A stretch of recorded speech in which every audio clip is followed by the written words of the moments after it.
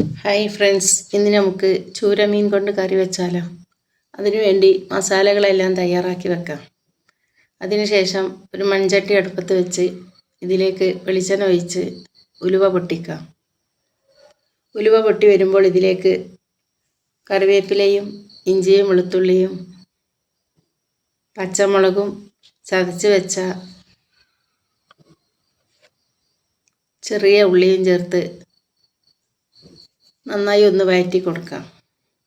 ഇതെല്ലാം നല്ലവണ്ണം വാടിക്കഴിയുമ്പോൾ ഇതിലേക്ക് മഞ്ഞൾപ്പൊടിയും മുളക് പൊടിയും മല്ലിപ്പൊടിയും ഉലുവാപ്പൊടിയും ചേർത്ത് ഒന്നുകൂടി ഇളക്കി ഇതിൻ്റെ പച്ചമണം മാറുമ്പോൾ ഇതിലേക്ക് വേവിച്ചരച്ച് വെച്ച തക്കാളി ചേർക്കാം.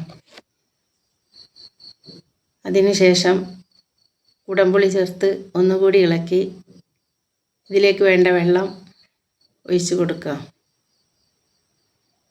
അതിനുശേഷം കഴുകി വൃത്തിയാക്കിയ മീൻ ഇട്ട് കൊടുക്കാം.